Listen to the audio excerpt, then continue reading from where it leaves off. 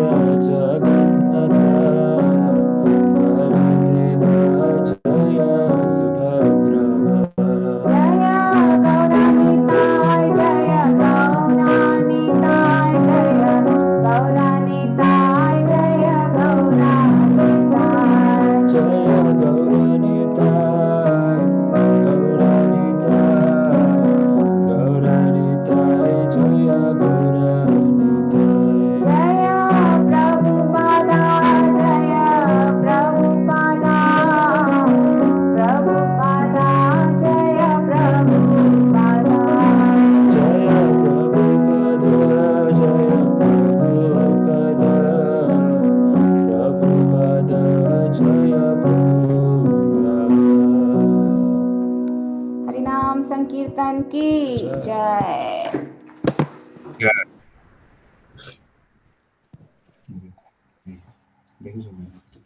Hare Krishna. Thank you, Charu Mataji and Mrigang Prabhu. Very nice. I didn't know he can play piano as well. Okay.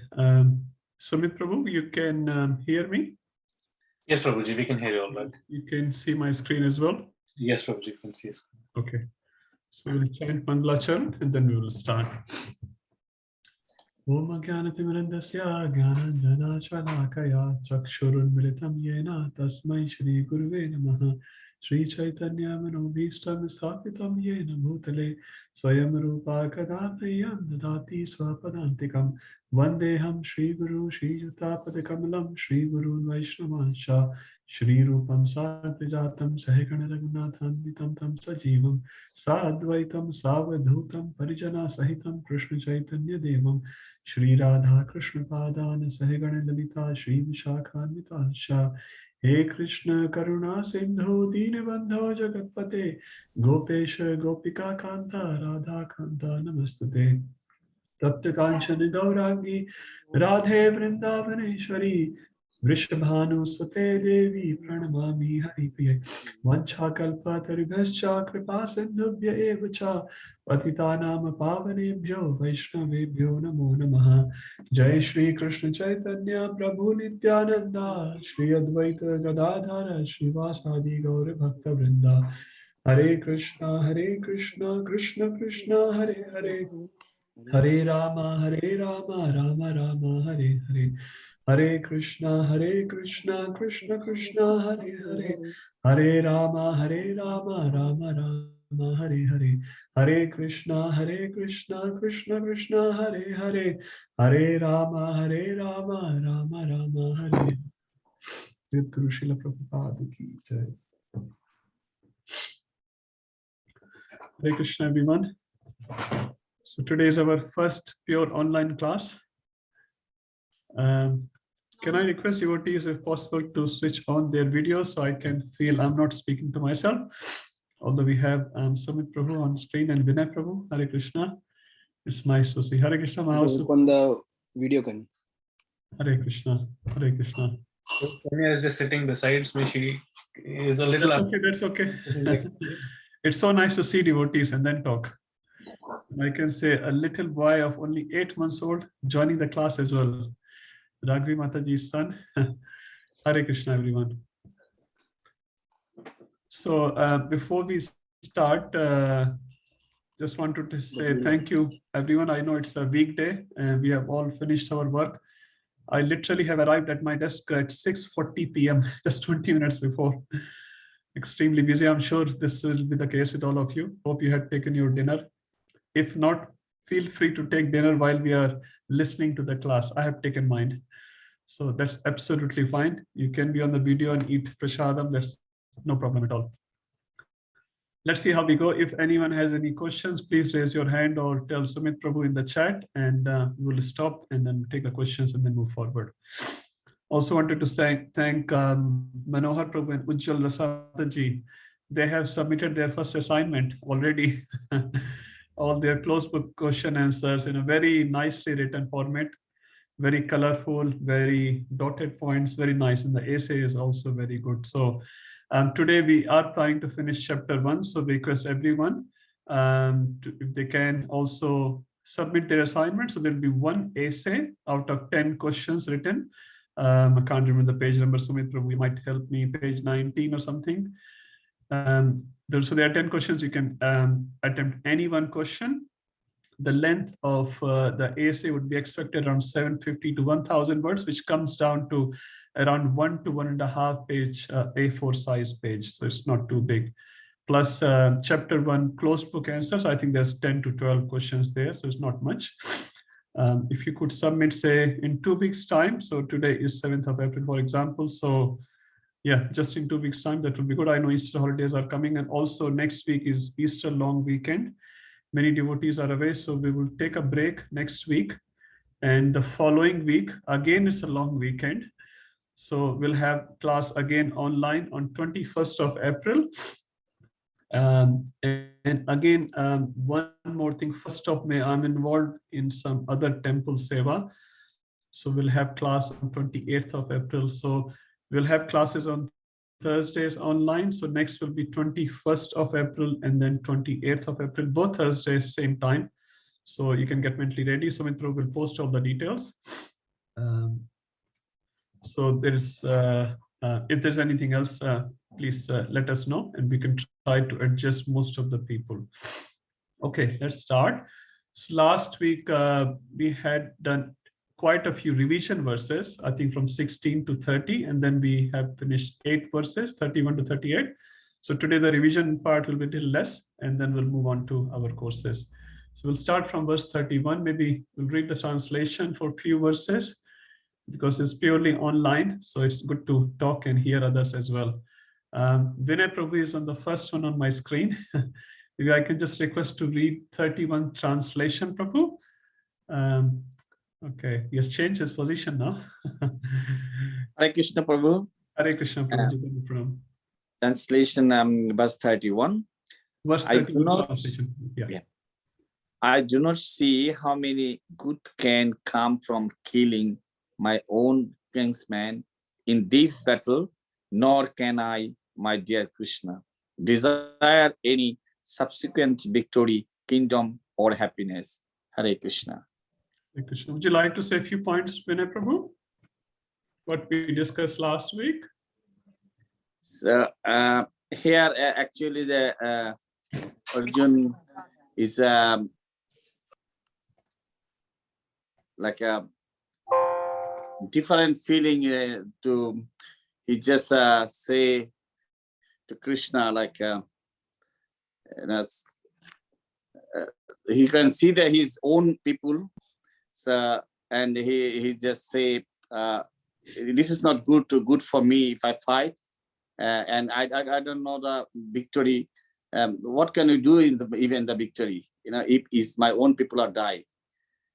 This opinion explained to Krishna like is not agree to fight, as from this Triloka says.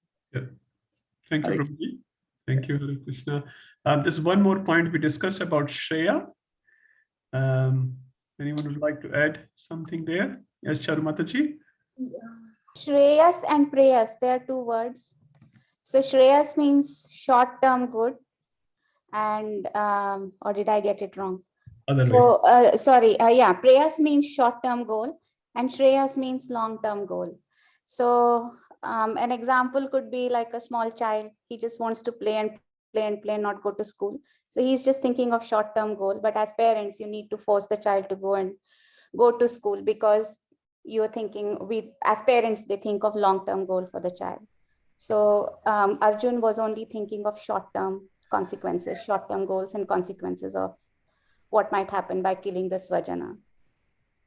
Yeah, but in this verse, he's saying, Nacha Shreyon Anupashyami. So he's actually looking for the Shreya as per him, which is a long-term goal. And then he will describe all his 5 reasons, which is going to come soon, for not fighting. So he is saying Anupashyami also, we discussed. Anyone can say Amar Prabhu, Anupashyami. We discussed in sort of importance of the prefix Anu. You're on mute, Prabhuji. Amar Prabhu, you're on mute. Sorry, Prabhu. Okay. Anupashyanti is basically doing a forcing in a sense of vision. And the example I remember that you gave was the Prabhupada was always seeing the things, not just as seeing things, but he was seeing, visioning it, how he can use the things in Krishna's service. Yes. And that is the meaning over here. Anupashyanti is Arjun is not seeing that there would be anything good done, as not only him, as a society. He's thinking about the overall community, not just for himself. Yeah. Thank you, Prabhuji. So wherever this prefix Anu comes, Anupashyami, Anudarshana, we are becoming that person, is becoming a bit visionary. He's just not looking, I look at a wall, I look at some animals. No, I look at long-term vision through those things. How can I get some greater goal? So Prabhupada, as Amar Prabhu clearly said, I was looking at with Shastra, everything through the eyes of Shastra. How can I engage that particular thing in the service of the Lord? Even when he's looking at a truck, he's thinking about truck. How can I use the truck for Rath Yatra? So every time he walked out, he was looking at the things in relation to Krishna. And when we look at the things, generally speaking, we look at the thing for our enjoyment. Can we enjoy these things? So, okay, let's take it. If we can't enjoy it, we don't want it. So we look at from that perspective. Someone was saying in the lecture, either we go for a bhoga approach, like I want to gratify my senses through this particular object, or we go tyag approach. We get detached. No, this is not good. But a devotee of Krishna neither does the bhoga, neither does the tyaga. He does the yoga. Yoga means attaching that particular thing with Krishna. So that's a very nice point. So sometimes, we get a lot of detachment from here and there. So that is also not the goal of a devotee's life. Whatever detachment is needed for the service of Lord, yes, we do that detachment, but our goal is just not detachment. Our goal is to please Guru and Krishna. And for that purpose, we do the detachment. That for that purpose, we may not utilize certain things, but a pure devotee, he always does yoga. He joins the thing with Krishna because that thing is also Krishna's energy. We may not be able to use, we don't know how to use in Krishna's service, but a pure devotee like Prabhupada, he could use everything in the service of the Lord. So Anupashyami, this is very nice word, and he's looking at that long term. And also, as Prabhuji mentioned, Swajanam Ahave. So he doesn't want to kill his Swajan. And he has changed his perception from Durbuddhe to Swajan. And we'll see this word getting repeated in the chapter. He used it multiple times. Okay, move to the next one. 32. I have Sumit Prabhu on my screen. So would you like to say a few words? It's a pretty long verse. You can read whatever part if you like, or you can just tell straight away verse 32, few points and like that. Do you want me to read the translation as well? Or? The translation may be difficult to break down. Okay, you can read some translation. Okay, so explain some main points, Prabhu. Sure. So Prabhu, in 32, we discussed that Arjuna addressed Krishna like as an intimate address. He used that word Krishna. He said Govinda, Govinda. We said Vinda means to give joy, and Go means senses. So one who gives joy to the senses. So that's what he said. He said, "Why should I do something that does not give me?" Are you able to hear me, Prabhuji? Yes, I can, Prabhuji. Just one quick point I wanted to add here. Thank you, Prabhuji. So I think we didn't discuss about this Go and Vinda, which you said Go means senses and Vinda means to give pleasure or joy. So similarly, we can have another words like Gopal.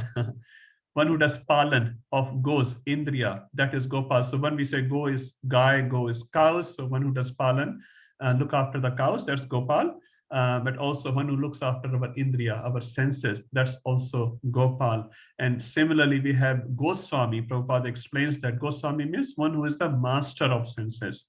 And one is Godas. So a devotee, as per Prabhupada, is always Goswami. He doesn't come under the control of his senses and becomes a Godas, which we, most of the time are Godas. Whatever our senses says, whatever our mind intelligence says, we just go in that direction. But a devotee has full control over his senses, full control over his mind. That's why they are entitled as Goswami. So Goswami, Gopal, Govinda, they're very nice and interrelated words, and they have a very significant meaning. So here, as you said, he is referring him to Govinda, one who gives joy to the senses. Please continue, Prabhu. I thought I'll just add that. No, thank you so much, Prabhuji. It was good to have that as well. Then, so he said, why? So what Arjuna basically meant was, he said, why should I do something that does not give joy to my senses? He was actually quivering at that time, and that's why he thought he addressed him as like Govinda. So when basically we move towards Krishna, we get all the joy. So he addressed him as Govinda there. Also, you mentioned about Dukhalaya Shastratam in this particular verse, which is where Krishna has mentioned that this place is Dukhalaya Shashvatam, but we tend to think of it as a Sukhalaya Shashvatam, which is not correct. So we should not get attached to the things here. We should let go of things and do what we need to do in that respect. And the next line in the 32nd verse, Yesham Arte Kankshtamno Rajyam Bhoga Sukhanicha. Just maybe a quick translation of that. So in Yesham Arte, Prabhuji, you mentioned Arjun is mentioning about joy, Yes. like a normal person, because if you, for example, if you bring home something, you win something and bring home, if you don't have your family to share that with, you won't feel that joy. So he's kind of mentioning that even if we get all this kingdom, but if we don't have the people to share it with, then what's the use of it? Yeah. And that sort of refers to his second argument for not fighting enjoyment. So first one was, and you remember what's the first argument he gave for not fighting?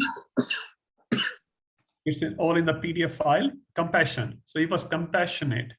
There should not be bloodshed. The people should not get killed. And the second one, he is saying enjoyment. So this is one of those verses where he say clear word is sukha. Rajyam bhoga sukhanicha. So I want to enjoy. And that's just generally tendency of everyone. We do anything for what? For our sukha. So Arjun is also fighting a war, generally speaking. So what? What will be the result? He will win over the war, and then he will get a lot of big kingdom, and then you get a lot of sukha. So he's saying, but with which I will enjoy the kingdom, they are here to die. Bhogar Jivtenwa Yesham Arthe. For whatever artha I am going to fight, they are here, Prana Sakta Dhananicha, they are here standing, and they are ready to give their life as well as wealth for this kingdom. So Sukha argument is being mentioned in this. And because I'm not getting Sukha, he mentions Krishna as Govinda, give me Sukha. You understand the relation? So there's a reasoning and there is an impact of it. Okay, thank you, Prabhuji. Sonia Mataji, would you like to say quick thing on 33? Sure, Prabhuji, in this Krishna is referring, Arjuna is referring Krishna as Madhusudana, a killer of Madhu demon. And he was mentioning that please kill the demon in my mind and give me the right direction. So in this, he's... Thank you, Prabhuji. Yeah. So that Madhusudan word is very nice and very important. And Arjun also lists between 33 and 34 different categories, which we have already discussed. Will not go there. Okay, last 35. Kanishka Mataji is there, Amar Prabhu? If she would like to say something in 35. We also discussed 35, the literal meaning and the significance of that.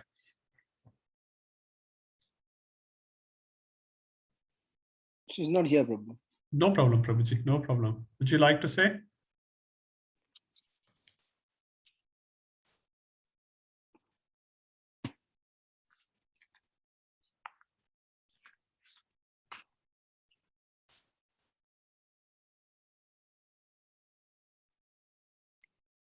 No, Prabhu, I don't have any points written on there. Okay, no problem, Prabhuji. Raghavi Mataji, Hare Krishna. Were you there in the last class, Mataji? No, Prabhuji, I was not there. I'm sorry. Okay, no problem, Mataji. I'll move to Manohar Prabhu. Hare Krishna, Manohar Prabhu.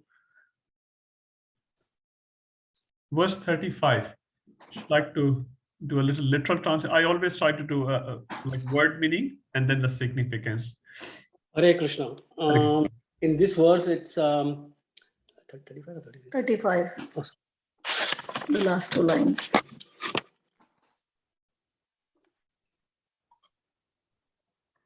I know it's a big one. Prabhupada has put 4 verses together, but there's the same thought pattern actually.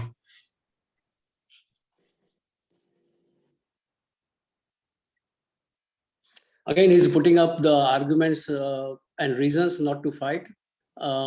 He says, even if I am given the exchange of 3 worlds, still I will be alone. So there's no pleasure derived from killing all the relatives and the Dhritarashtra, etc.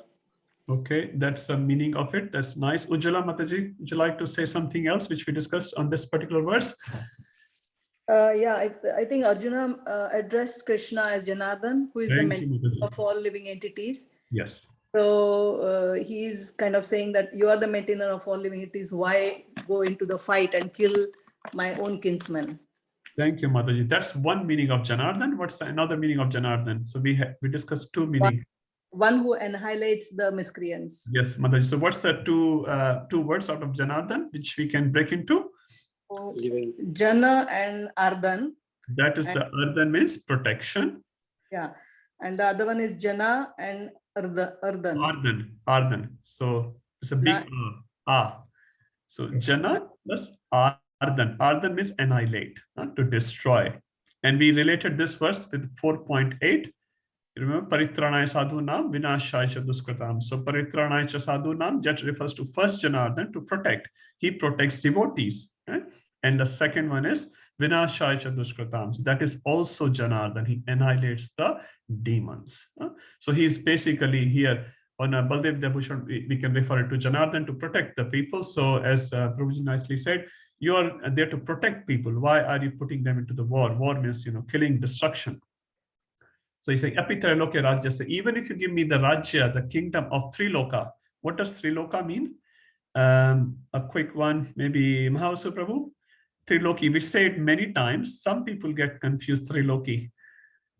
Triloki is basically a 14 planetary system, which is 6 on the top, Earth, which is in the middle, Bhuloka, and then 7 is the hellish planets. Yeah. Thank you. It's called upper planetary, one loka, middle planetary, where we are, and then the bottom one. So 6 plus 1 plus 7. So 14 planetary system all together are referred to as Triloka. So Arjuna is saying, even if you give all the 14 planetary system, what to speak of? Mahi Krite. Mahi means referred to Prithvi, Earth planet. So what to speak of this Prithvi? Now, even if we win, we'll just win Mahi, which is the Earth planet. But even if you give me Triloka, all the 14 planetary system, I am not interested. What will I gain? Hey Janardhan. Okay, next one. Verse 136. Maybe Mahavasu Prabhu can continue, maybe, or Mataji. Vijay Mataji. We'll read the translation. Sin will overcome us if we slay such aggressors. Therefore, it is not proper for us to kill the sons of Dhritarashtra and our friends. What should we gain, O Krishna, husband of the goddess of fortune? And how can we be happy by killing our own kinsmen? So, one request before. Maybe you can just do the translation, and significance Mataji can do. So half. Quite a big name. So Prabhuji, in this verse, obviously the purport itself, Prabhupada explains the 6 kinds of aggressors. However, in the first word that you said, the papam is taking the ashraya of the sins. That's where, and then the atataina is the atatai is the stretch bow, and atatai is the stretching the bow. The stretched bow. That's called atatai. So, and yes, as the purport explains, the 6 kinds of aggressors, which all befits to Kaurava army in this verse, and therefore that they are being called atatai, whereas Arjuna in the previous verse he says that the swajana, but they become the aggressors in this verse. And one more to add on that was that in this verse, Arjuna is expressing his confusion. He is actually confused between Kula Dharma and Kshatriya Dharma. Yes, Prabhuji. So, he's talking about the aggressor, whether it is going to destroy the Kula Dharma. And because he does not want to fight, so that's actually is confused whether he should perform Kshatriya Dharma. So yes, that this verse actually talks about the confusion of Arjuna. Yep. Which one need to follow. We'll continue what you said about Kula Dharma and Kshatriya Dharma in the subsequent verses as well. So this is sort of a big you can understand. Also, just quickly, I can probably go to Rupam Prabhu, Hare Krishna. This 6 type of aggressor, would you like to just give a quick example of each. So you can read Prabhupada purport and then give the example which we discussed last week. Yes, bro. So poison giver, they try to poison Bhima. That's the first example of that. One who sets fire, Lakshagra is an example of Kaurava or Duryodhan trying to kill Pandavas by setting fire. Third is one who attacks with deadly weapons. So we'll see that in Mahabharat war itself when they try to kill them. We can take other examples in the past, but I think most prominent will be the Mahabharat war itself. One who plunders the riches. Duryodhan did that with the Hastinapur's own property. Then also making when the partition happened and Khandavprasth or Indraprasth and Hastinapur was divided amongst two brothers. They took the Indraprasth with foul means. That's also an example of wasting unnecessarily money. And that also actually goes with the next one, which is one who occupies others' land. So that land was actually Hastinapur itself was supposed to be Pandavas. Dhritarashtra was more caretaker government, but then they continued that as their own property. So that's the fifth one. Sixth one who kidnaps someone's wife. So what happened during the Dyut Krida? That's where they tried to disrobe Draupadi is an example of kidnapping someone's wife. So they did all these six conditions are tick in the box for Kauravas. So even if you kill them, there is no pap, there is no sin. Even if they were in one category, there was no sin in killing them, but they have ticked, as you said, all the six categories. So there should not be any hesitation in punishing, because that's the duty of a Kshatriya. And says, if Kshatriya does not punish the sinful people, if he's responsible Kshatriya, then actually not only that person goes to hell and his reactions get multiplied. Even the Kshatriya, because he's the king, right? He's the leader. He also get a part of the sinful reaction because he didn't do his duty properly. So Prabhupada explains a little bit here and other places as well. So a leader is a very, very responsible role. So we should not take leader role as just saying different boys and girls, do this, do this, do this. No, actually, if they do some sin, you get 1/6 of that sin. And if they do some punya, they do some good activities, pious activities, you get 1/6 of them. So a leader's role is very, very important. People in this current world trying to be the leader of the leader of the leader, they're trying to get to the highest post, but they don't know. Whatever pap the citizens are doing, the leader get the papa, 1/6 of the papa automatically. And today's world, you can see all the jantas, how many yagyas they are doing, how many donation activity or nice activities they are doing. They're hardly doing anything. Even if they do nice activities for children sick with cancer, they kill some dogs and birds and they sell it outside Bunnings. They're raising money. They're raising money for sick children. But how they're raising money? By another papa. So most of the cities and most of them, 99.99%, you can say, are engaged in sinful activity, and becoming leader of them, that means, putting your account with so much sinful reactions, automatically, you just get it.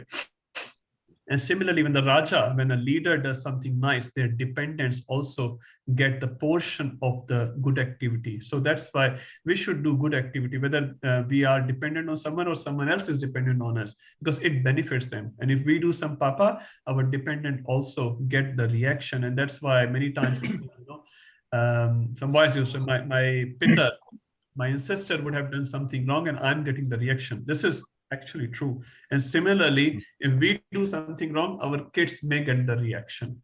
So we should be very, very careful in our actions. It's not individual, because Krishna has brought us together. There's also a group karma in that family, in that nation, in that community. So we should be extremely responsible. Bhakti Maharaj was saying in one class here in Sydney many years ago that the higher you go, especially in Krishna consciousness, the more responsible you have to become towards yourselves, towards your dependents. Every single action is accountable. So there has to be very, very careful. Also, one thing I was reading in Prabhupada purport on just come back to Oh. Mataji. Yes. Just Prabhupada writing, you can see on my screen. Arjun was trying to deal with them in saintliness. This kind of saintliness, however, is not fit for Kshatriya. Although a responsible man in anticipation of a state is required to be saintly, he should not be cowardly. And Prabhupada gives example of Lord Ram. This is very nice. When Lord Ram personally was mistreated, like his kingdom was taken away by devious means, he did not respond. He accepted. So that's the message Prabhupada is giving. If something comes upon us, someone insults us or someone tries to harm us, as much as possible, we try to stay away. But if we are in a responsible position and our dependents get harmed, then we have to take an action, as Lord Ram took action against Ravan when he abducted Mother Sita. But when something went wrong with him personally, he did not mind. He still seek the blessings of Kaikeyi even before going to the forest. After coming back from the forest, he did not mind. But something was done to his dependent, then he was not ready to tolerate it. He fought till the end, and he killed that aggressor. Yes, Vijaya Mataji. So, yes, Prabhuji. So I would like to add a little bit more on, like you said, the Shastra gives us the 4 Purusharthas. So we use our body.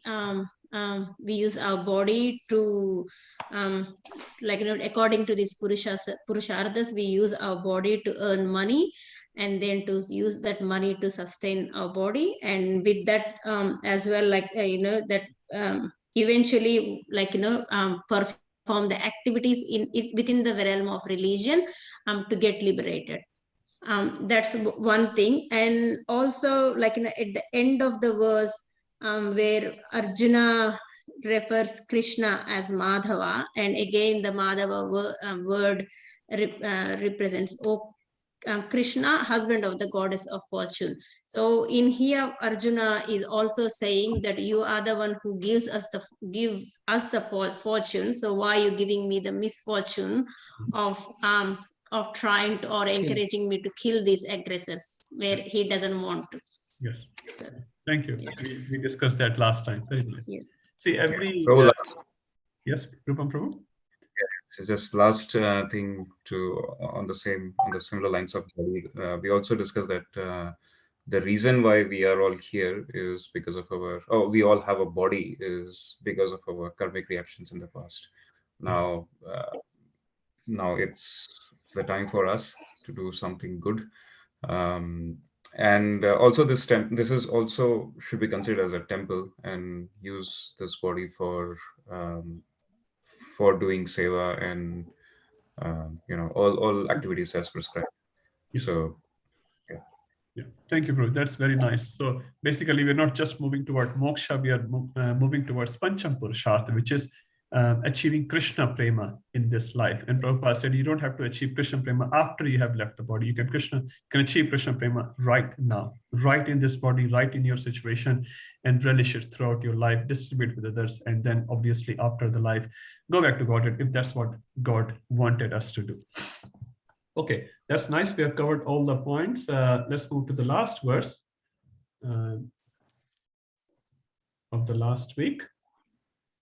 Who else is there? Rasanand Prabhu, he's in India, so maybe not position. Charu Mataji, Hare Krishna. Would you like to say something about verse 37?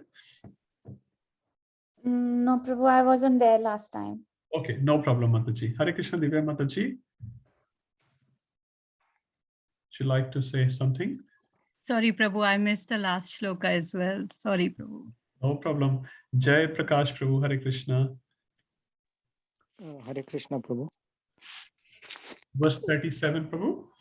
Yeah, Prabhu. I think this is just substantiating further reasons on Arjuna's logic on why he shouldn't be killing the aggressors. So it is just continuing from the previous shloka. He is addressing Lord as again Janardana, which we discussed.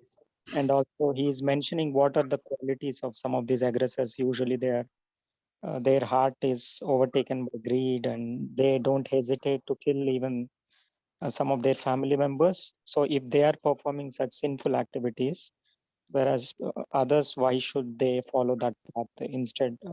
Because by doing such activities, they will also incur sin. So he's just putting a point across that it's better not to kill those aggressors. Yeah. Okay. Thank you, Prabhuji. I think we discussed. One more thing you discussed was this word, which is lobho pahata chetasa, which was lobha, which is the greed. Then upahata is overpowered, chetasa is their heart, and kulakshya, that is killing the family. And what you explained was, in short, was the consciousness has been kidnapped by the greed, by lobha. And because the consciousness is been kidnapped and people have become greedy, so Arjuna is saying that why should we actually do such an act, which is actually nothing but actually again going back into the greed, because he considers by killing these people and getting the wealth or enjoying such a kingdom is basically nothing but a greed. Yes. Thank you, Prabhuji.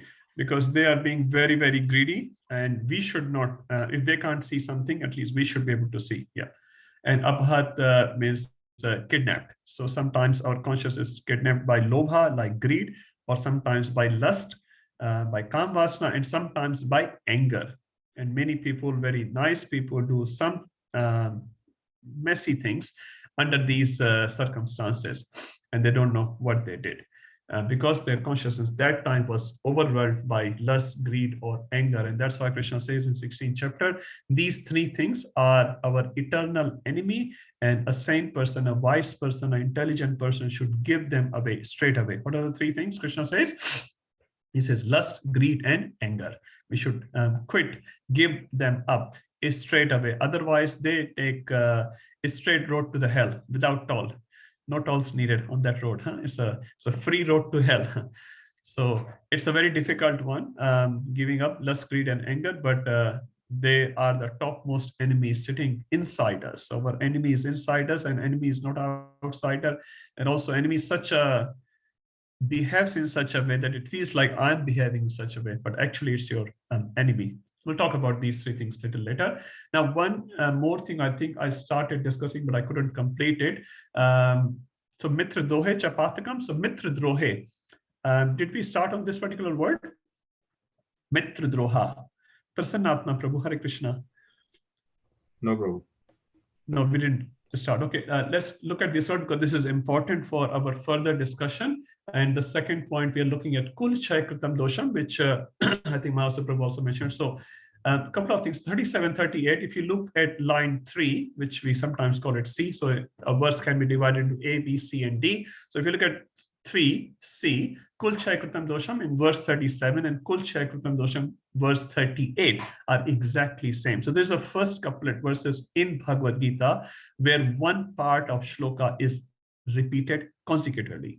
You will see in another places as well, we'll talk about it when you're doing some comparisons in 4.11, 934, 1865. There's a third 336, I guess, or 338. So there are three verses in Bhagavad Gita where half the lines is repeated. One verse is there, 1.5 lines is repeated. This is one of the verses, 1/4 lines is repeated. But this is, the repetition is exactly in the consecutive verses, 37 and 38. What it presents basically, wherever the concepts are repeated, sometimes you see even the shlokas are repeated in different scriptures. You see the invocation of Ishopanishad is also used in the invocation of Mahabharata. So many times when the shlokas are repeated, the whole shloka as it is repeated. What does it mean? That concept is very, very, very important. Here, a point which Arjun is raising from his side is very important for him, and he's raising it again and again. You can see exact same line, Kul Chay Kritam Dosham, Kul Chay Kritam Dosham. So what does it mean? Kula Chaya. Kul means family, dynasty, tradition. Chaya means to destroy. You destroy the family tradition or you destroy the family. So family means physical, tradition means what follows in the family. Kul Chay Kritam Dosham. If you do that, it's a dosha, it's a fault. So for Arjun, destroying family members or destroying family traditions or both are very, very faulty activities. We should not be doing those faulty activities, because if we do that, what happens? And he will describe the consequences, because this point is important. What happens if you destroy the family members or the traditions, or both? He will describe in the future verses, and that's why you see this point getting repeated here. Next thing is mitra drohe. What does mitra refers to here? I think I discussed a slight bit of it. So mitra here refers to friendship, which is a literal translation. But what does it refer to here? So mitra drohe, if you do a literal translation here, a droha, a quarrel, a disagreement, some sort of fight between mitra or on friendship. So here mitra refers to two parties here, Kauravas and Pandavas. So generally speaking, especially in the Vedic culture, even the cousin brothers are considered as good as real brothers, and they live very in a friendly way. But in this particular case, we see Kauravas and Pandavas from the very beginning, they are living in a very quarrelsome situation, very, very quarrelsome situation, and started from a small thing, and then it has grown up so much that other party, they want to kill them alive. It's also, they wanted to kill even Kunti as well. So the droha, the quarrel, the disagreement has grown so much that it has taken form of such a big war called Mahabharata. And world's biggest war has come just because a quarrel between two brothers. So if you see from the very beginning, how does this quarrel started? It's important for us to know, because this happens in our life as well. You see, Pandavas, all the Pandavas were born in jungle. They were not born in the palace. But Duryodhana and all the other brothers here in Hastinapur, they were born in the palace. And from the very beginning, at least first 10, 12 years of their life, they were having this royal luxuries, and they are the point of center for everyone. And Duryodhana at this stage, probably 12 years old or something, still knew it, that he's going to be the next king, because my father is the king. Pandu is no more, sort of. He was in the world, but he was not interested in the kingdom that time. And he thought, I'm going to win. And everyone gave him so much love and affection. Basically, he became a ruined child. I think Chanakya Pandit said, you spare the rod and you spoil the future of the child. So Duryodhana was thinking, everything is for me, and whatever I want, I will get it done. Many times he had very, demanding attitude, even from the very childhood, and but everyone was pampering this child a lot. So this child got destroyed sort of by attitude. But when Pandavas came to the kingdom, we all know the story. When they came, I think Arjun was around 12 years old. Yudhishthira was also elderly to that, but that sort of teenage age when they entered in. And as we know, even the teenage boys and girls, especially in today's culture, we know they are very hard to deal with. They're not so easy to deal with. And imagine when Duryodhana was in teenage. But when Pandavas came from the jungle, they were very well cultured. And as soon as they came to Hastinapur, they all got loved by all the citizens and all the parties there inside the palace. Everyone just loved them.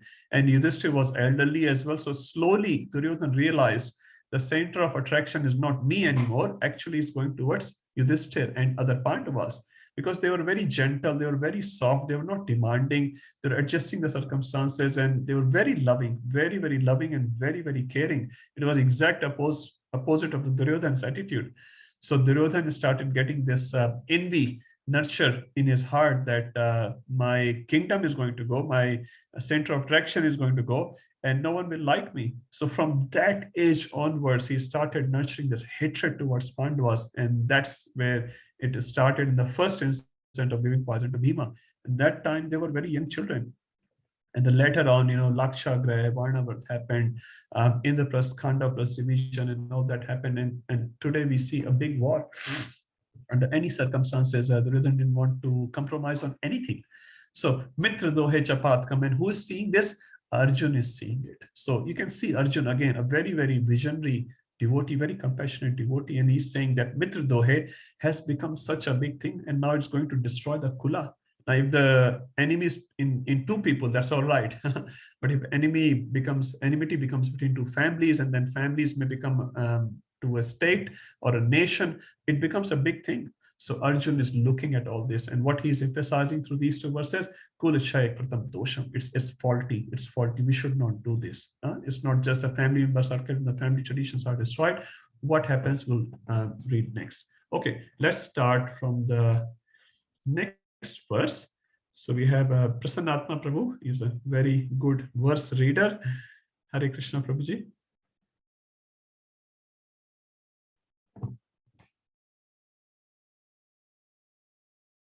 Okay, maybe he is not able to hear us. Hare Krishna, Jamvati Mataji. Hare Krishna, Prabhuji. Would you like to read verse 39? Yes, certainly. Kula shaye pranashanti. Kula shaye pranashanti. Kula dharma sanatana. Kula dharma sanatana. Dharme naste kulam krishnam. Dharme naste kulam krishnam. Adharmo bhi bhavati yuta. With the destruction of the dynasty, the eternal family tradition is vanquished, and thus the rest of the family becomes involved in religion. Thank you, Mataji.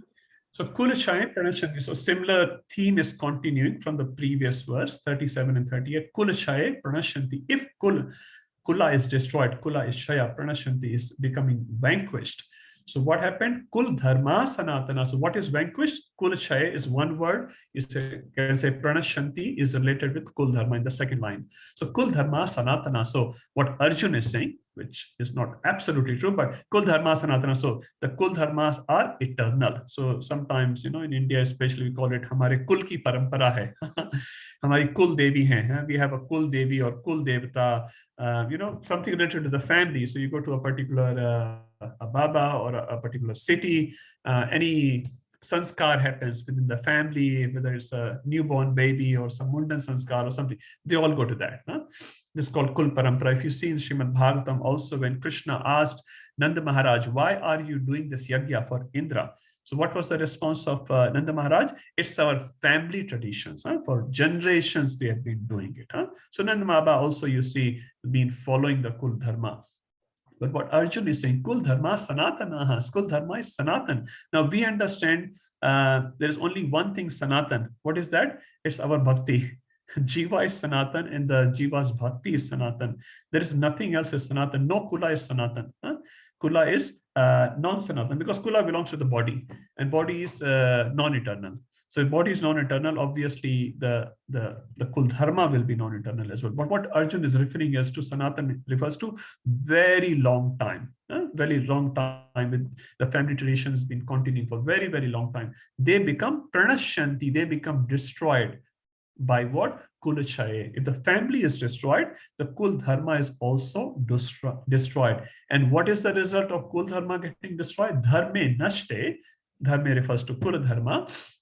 If that dharma, that tradition nashta, it gets destroyed, what happens? Kulam Krishnam. Krishnam refers to whole. So it's not Krishna, it's Krishna. So Krtsnam, Krishnam. Krishnam, this word also will be repeatedly used throughout Bhagavad Gita. It refers to whole, the whole Lord. So whole Lord, Kula Krishnam. So whole Kula, whatever is left over, Adharmo Abhibhavati Uta. So they will be transformed into, or they will become involved into adharma because the traditions are destroyed. And who is doing the tradition? All the males are here, and we'll talk about it next.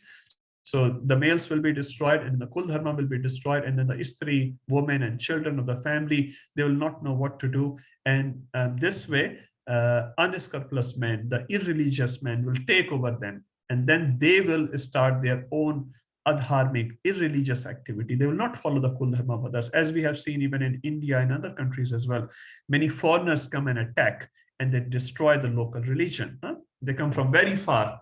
No need to name anyone. They come and attack the part of India or part of another country, and then they destroy their local people, their local tradition, their local temples, and then they take over. They start their own thing. So Arjun is sort of envisioning all that, and he's saying, if Kula is Chaya, if Kula is destroyed, Kul Dharma is destroyed, and when Kul Dharma is destroyed, what will happen to the rest of the family? They will become involved in irreligion. Next one, Nidhi Mataji, Hare Krishna.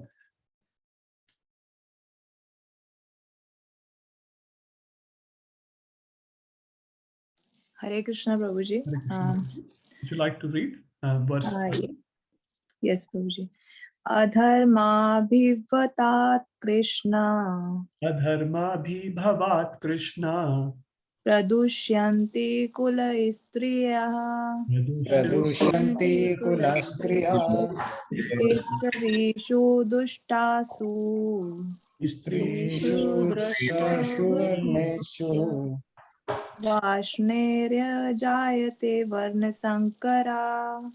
Jayate varna sankara.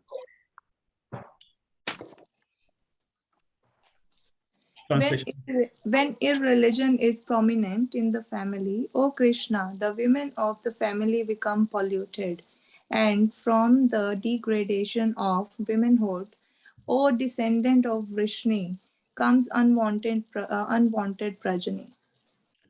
Thank you, Mataji. So Adharma bhivavat Krishna. So again referring to Krishna. Krishna is a very personal address which Arjuna is making here. Adharma bhivavat Krishna, when irreligion is prominent in the family, which we read in the last verse, because the family tradition is destroyed now. In the whole family, the rest of the family is involved in irreligion. So when irreligion is predominant in the family, is prominent in the family, what will happen? Pradushyanti kulastriyaha. So the ladies of that kula, ladies of that family, becomes polluted. Istrisu dushtasu varshneya. So again, Krishna has been referred here to as Varshneya. Varshneya refers to he comes in Vrishni Vansh. We also have this reference in Gopi Geet when Gopiyas are saying to Krishna, Krishni Dhurite. So one of the verses, I think, is the 36 or 38 in Gopi Geet in 1031, 10th canto, 31st chapter. There Krishna is also Vishnu Dhuri. Vishnu Dhuri means the topmost, the Shiromani, the topmost of the Vrishni dynasty. So Varshneya refers to Vrishni dynasty, is a very, very respectable dynasty. So Istrisu Dushtashu Varshneya. And from the degradation, Dushtashu refers to degradation of the history of the woman. Jayate, Ja means Janmalena, to take birth. We have a word Pankaj. Pank means mud and Ja means Janma. One who takes birth in Panka, in mud. Which is that? Pankaj. What does Pankaj mean?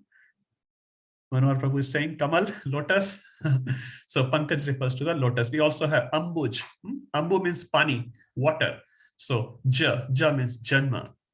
So Ja word is also used at many. Krishna's word, one name is Ajit, who cannot be win over. Krishna is always Ajit. And so Ja. So Jayate will take birth. What will take birth? Varna Sankara, unwanted progeny. So this is also a very visionary verse by Arjuna. Arjuna is not just looking at current situation, is also looking at the future situation. Future situation, not only about himself, but as a whole family, different families are there in the kingdom. What will happen to the family? What will happen to the family tradition? What will happen to the family women? Because women are not in the war, so women will be obviously left over, but men are going to get killed. And what will happen to the future generation as well? So look at this Arjuna. He's such a nice devotee. He is a very great person. And imagine these persons that time were the kings. In the current modern situation, you cannot even imagine these sort of scenarios. People thinking about future generations, how the future generations will come. Now here, the word Vard Sankara is very important. The word Sankar, which Prabhupada translates as unwanted progeny, it should not be again taken from today's perspective. Today's perspective, unwanted progeny is very, very different, isn't it? One which is unwanted by the parents. They sort of do some other things, which is definitely not recommended. But Vard Sankar here does not refer to that sort of unwanted progeny. In Vedic culture, unwanted progeny refers to the progeny, the children with a poor consciousness. It says in Vedic culture, giving birth to a child was a very important factor of that particular family. And that's how they become undead from their pitaras, from the ancestors' debt, because we have debts, and Prabhupada will talk about the debts probably in the next few verses. You see the reference Prabhupada giving that. So giving birth to a Yogya child, a worthy child, was very, very important. And Vedic culture was not like whoever is born. No, they will plan what needs to take birth, and then they will plan backwards. So nowadays, we get a child and then we nurture him in a certain particular direction. And sometimes nurture is positive, sometimes nurture is negative. I was hearing a lecture recently, and it says in Russia there was a thief, a very professional thief, a big thief, and he was going to his work every night. As we go to our work, he also was going to his work. So every night he used to go to work, but one day he went to his work, he entered into a house, and he did not find anything, practically anything in the house. There was like no money, no jewelry, no mobile phone, etc. So he was very frustrated, I've come all the way for my work, but nothing is there. And then he heard a noise like someone was coming in. So he wanted to jump out of the window, but he said, I have one principle. Whenever I come for a stealing, I have to get something. So just when he was jumping out of the window, he picked up something which was on the table. It was a book, actually. And when he went home, he saw, what was this book? This book has a picture of someone fighting. And he thought, oh, that's very nice. I'm a thief. I need all these things. Maybe this book will describe the tricks of how to fight better. So he looked inside the book, and this book, fortunately, was Bhagavad Gita. And it had a picture of Krishna and Arjuna at the front, and there was army's picture. And while he was reading the book, he was convinced with the philosophy, to an extent at least. And his frequency for going to work was decreased. So instead of going every day, he was going once now and then. So his wife got worried. He said, why are you not going to work every day? Because wives sometimes are worried that the money is not coming in the family anymore, or less money is coming. So she said, why are you not going to work? And he said, you know what, when I went to this work, my contracting work at last time, I got this book and I read this book. And before reading the book, I thought I'm the only thief. But after reading the book, I realized actually everyone is a thief. Everyone is stealing from God. It's God's property and they claim to be theirs. Wife said, what are you talking? I never heard these things before. Anyways, he explained some philosophy to the wife, and they both started reading Bhagavad Gita, and they both got convinced. And they sort of stopped their night job. And then his father-in-law was a big mafia actually in that city. And when he came to know my son and daughter, are getting reformed, he called them in a very angry mood. He said, what are you doing?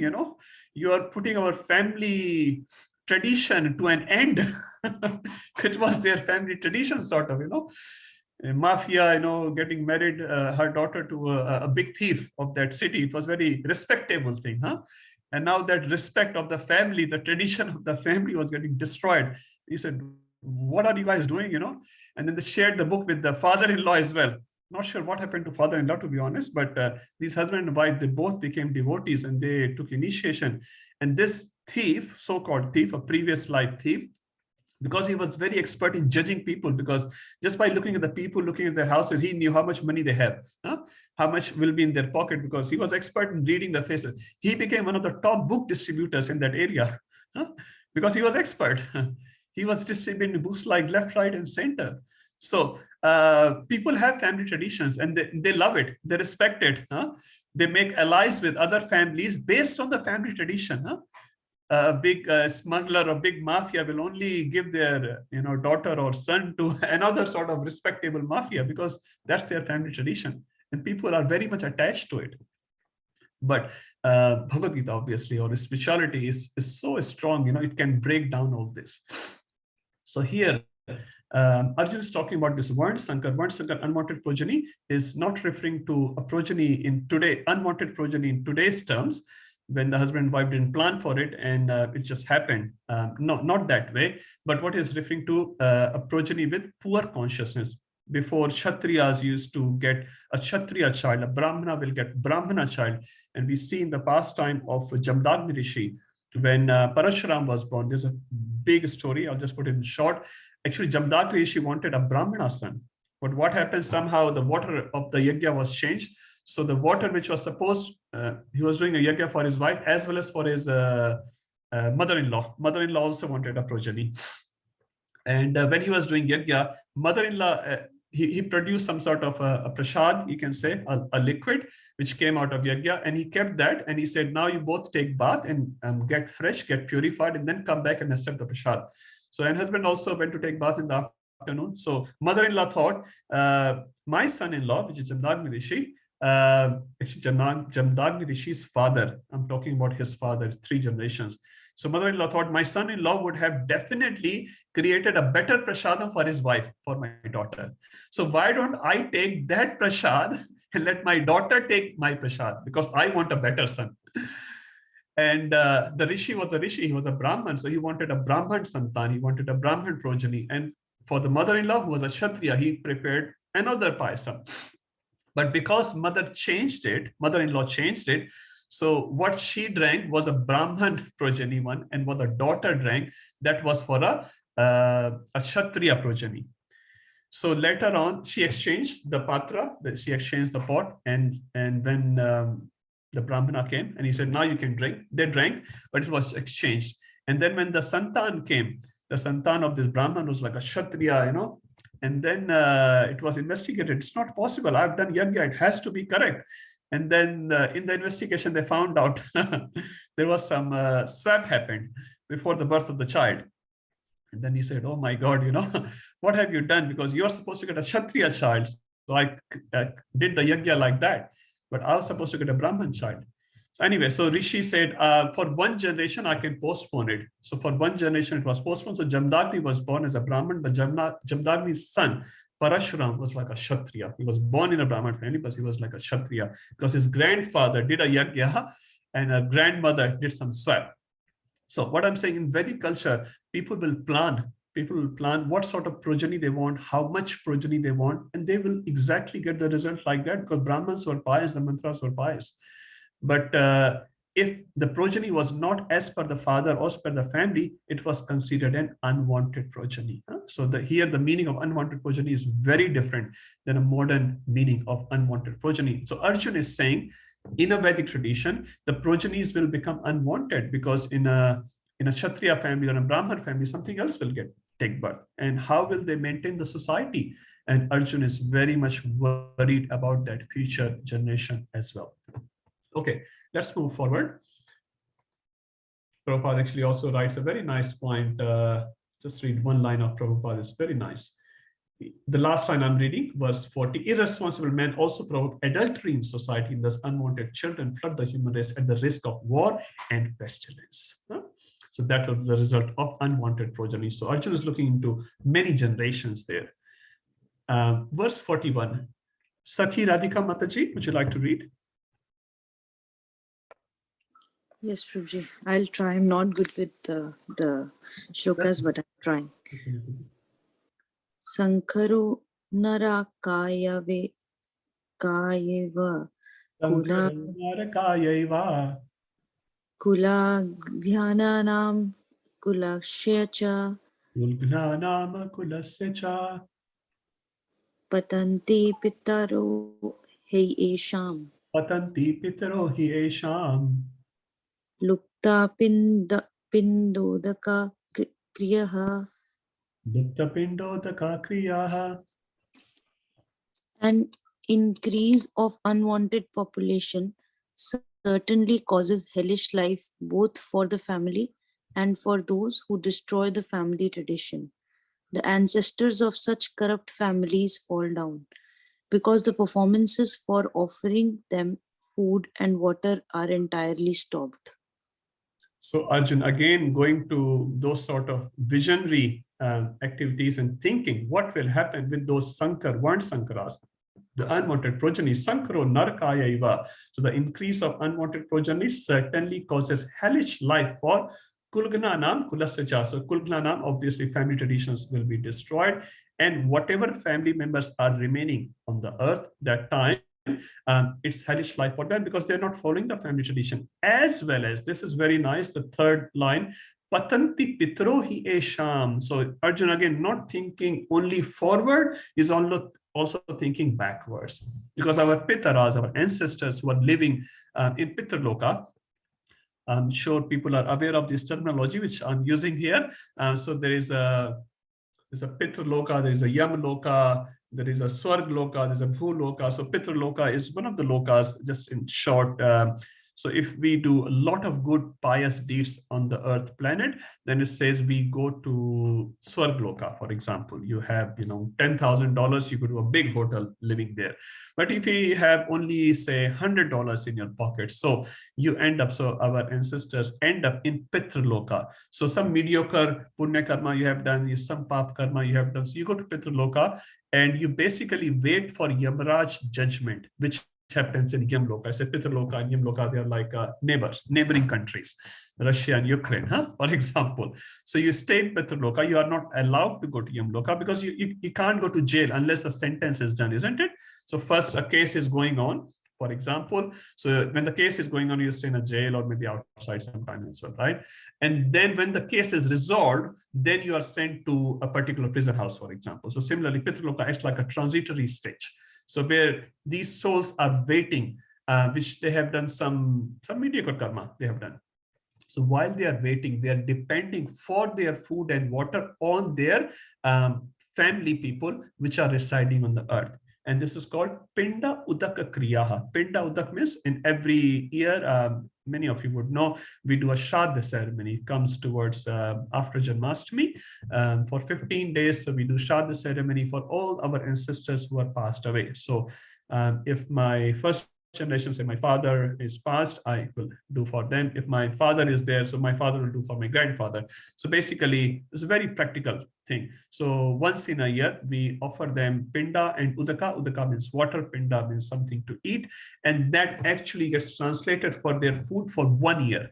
Because our 1 year on Prithvi planet, on Earth planet, is equal to 1 year for them. Because Devatas have 6 months day, as per Triloka, and 6 months night. So in 1 year of Triloka equivalents to 1 day of Devaloka. So once in a year, when we perform this ceremony, Shraddha ceremony, it reaches to our ancestors. And that's why we only do once in a year. We don't have to do multiple times. And that if we do it nicely with a lot of Shraddha, they get the supply for the whole year, it says, or for the whole day, I should say, their day. So what Arjun is saying, Lupta means will get destroyed, will get annihilated. What will get annihilated? Pinda Udaka Kriyaha, because people will not know what to do. What's our family tradition? What should I do for my ancestors? Because these are our Varna Sankara, they're unwanted progeny. And there's adultery in the society, as Prabhupada is writing. So in this sort of situation, what will happen? Patanti means they will fall down because they are not getting food and water while they are in Pitraloka. What will happen? Actually, it says they fall down. Now, fall down is a sort of big term to say, but yeah, you can say they get down from their position. Now, sometimes they go to Yamloka and sometimes they come to Prithviloka as well in different forms. So a big thing. Anyway, so what happens? It impacts our Pitras as well. So not only future generations will be destroyed, our Pitras will be destroyed as well. It will have impact on them as well. So look at Arjun, how far and wide he is thinking, And also it says, Sankaro Narakaya. So Arjun also knows the concept of Naraka. So when we talk about in the second chapter, and Krishna will start soon about the concept of soul. So Arjun is not unaware of the concept of soul. He already knows about it. He is talking about Naraka, and he's saying Sankaro Narakaya. It will make the life hellish. So he knows that concept, but obviously he's acting as a conditioned soul, as we discussed last week. He's not a conditioned soul. He knows about these concepts of Sarga, his concepts about soul. He knows the different concepts of yoga as well, which we'll talk in the subsequent chapters. He knows all these concepts, but he's acting as a conditioned soul. Okay, so I'll read that translation again. An increase of unwanted population, what it will do? Cause hellish life for both, which makes sense. Sometimes our progeny gets too much into drugs or alcohol and all those things. So it's a hellish life for the rest of the family while they are there, and hellish life for the ancestor. What can you expect from this sort of progeny? What he will do for the future generation? So hellish life for both the family and for those who destroy the family traditions. Yeah, one more point actually, very nice. Arjun said, for those who destroy the family tradition. So here Arjun is putting himself that I will be responsible for destroying the family tradition because I'm killing the man, right? So I will also get the consequences. So Arjun is not only talking about the people whose family men are lost. He's also talking about who's causing their family men to get lost. And who is this? In this situation, as per Arjun, is me, because I am the one who's going to be responsible to destroy the family tradition. So who will get the sin? I will also get the same, because I'm responsible for them. If you're trying to kill one people, for example, which is also very bad, but suppose if you're trying to kill one people, but in the account of killing one people, you end up killing 1,000 people. Will you get karma for killing 1,000 people? Yes, because you ended up killing 1,000 people. Although your intention was to kill one people. So Arjun is saying, although my intention is to fight with Kauravas, but in that course of fighting, what will happen? It will have so much bloodshed for other millions of people. So I will get the sinful reaction. This is one of the points which Arjun is discussing about, fear of sinful reactions. You remember there was another third point Arjun was saying. So compassion, enjoyment, and fear of sinful reactions. So this is one of the verses there. One more thing which Prabhupada mentions, it's a very famous verse Prabhupada has quoted many times. In Bhagavatam, it is 11.5.41. I'll just read the translation here. Anyone who has taken shelter of the lotus feet of Mukunda, the giver of liberation, giving up all kinds of obligation, has taken to the path in all seriousness, owes neither duties nor obligations to the first line of verse, Devarshi Bhutapta Nirnam Pitranam. So Dev, Rishi, Bhuta, Apta, Nirnam, and Pitra. These are the 6 categories on which a normal person owes the debt, because they 6 help us to grow in our life. So what help they provide? Deva. What are the Devatas providing? The Mother Nature, the air, water, Agni, Surya, they are all Devatas. They're providing the necessities of our life. If they were not there, we cannot grow. Rishi, what Rishis are providing? The Vedic literatures. So without Vedic literatures, we'll not be sitting here. If Vyasadeva and his disciples were not have written all this, we will not be discussing anything. So we have a debt for Devatas, we have a debt for the Rishi. Bhuta, in general, many living entities are helping us, isn't it? So we have a debt towards them as well. Apta means relatives. So our father, mother, sister, brothers, nani, nana, chachi, chacha, all that, they all help us to grow in our life. Nirnam, it refers to normal humankind. Many humans does very nice things. They create roads, they dig up some well for the water. They have, so many nice activities they do for the humanity. And many people get benefit out of them. So we take some help from them. So we get their Rina. And Pitra, ancestors. Our ancestors have done some pious activities. We also get the share of them. And at the same time, as I said, if they do impious activities, we get the share as well. So these 6 people help us to grow in our life. And the Vedic rule is not the normal today's rule. If we take something from someone, we have to return it back. If we don't return it appropriately, the appropriate word is very important. It's not a blind transaction between each other, but we have to take something and then we have to give something. If you don't do that, you get a debt. That's why in Vedic culture says we should never take things for free from anyone. Anyone, anytime. Even one example comes to my mind. Prabhupada was walking with his English foreign disciples in India, and India, on the road, they perform many tricks. What do you call nut in Hindi? What do you call them in English? Some performance, street performance, you can say. So Prabhupada is just walking in a group of disciples, and he looked at this street performance. It was very nice, and he said, "Oh, Prabhupada is very nice." Prabhupada said, "Make sure you give them something." So you have watched, you have taken an entertainment, don't just walk out. So you can imagine how subtle it can be. Many times we would have watched many things on the street, especially in India. When you travel on the train, you see many small kids or some blind people, they come and they sing something, and we take enjoyment, but we hardly give them back. So Prabhupada said, no, you have to give them back. So imagine how much it is applied for our parents, for our gurus, for all the living entities in our community who are helping us. So we should never take things for free. We have to serve them. It says for a guru, even for a guru, if he does not give enough knowledge to his disciples, he get into debt. So if disciples are serving nice prashadam, nice facility, giving him a lot of money, but if guru is not giving them the gyan, enough appropriate gyan, he's not helping them to grow in his spiritual life, guru also gets in debt.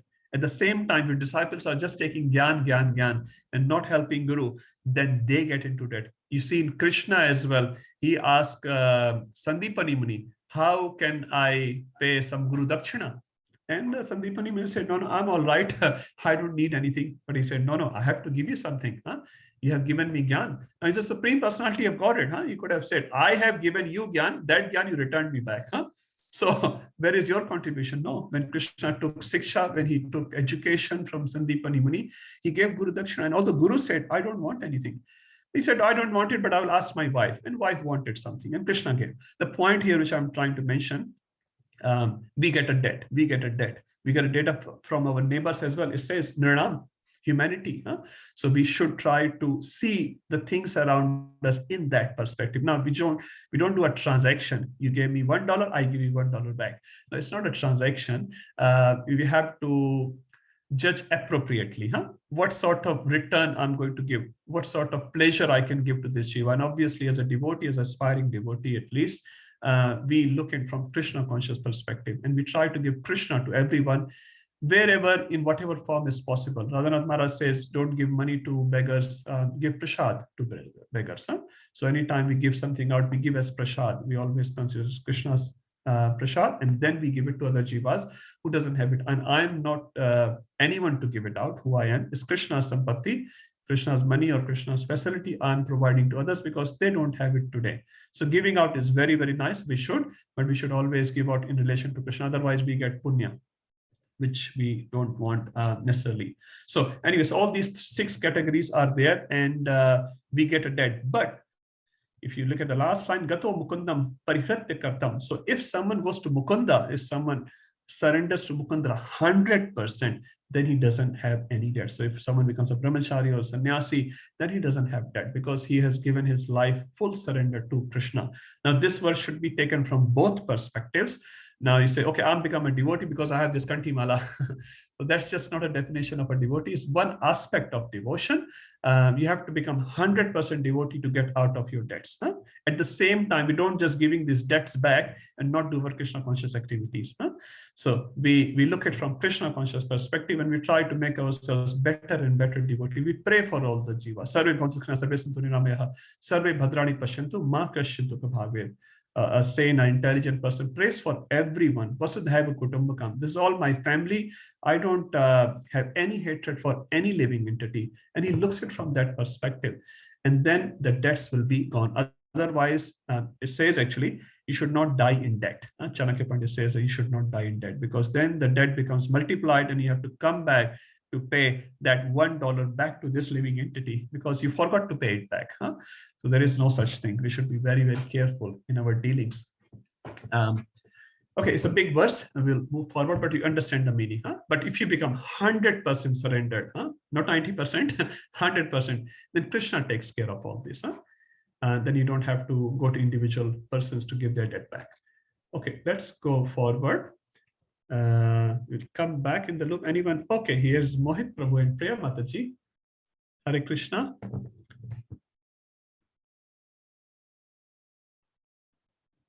Mohit Prabhuji. Okay, they may not be there. That's all right.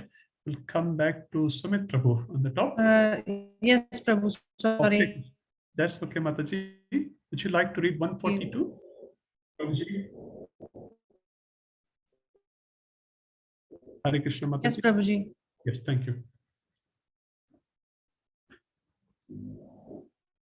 Sorry, I missed the last class. That's okay, Mataji. We're just reading the verse and the translation, 142. Okay, before we go ahead, I think Ujjwal Mataji or Manohar Prabhu has a question related to the previous verse, Mataji. Yeah, this verse that we just discussed, I have 2 questions. Sure. One is, you said that Triloka is like a transition stage before they wait for the Yamaraj's, this thing. Yeah, just to give them justice. So everybody, like whoever is a sinner or whoever is performer of past activities, everyone goes there? Sort of, Mataji, yes.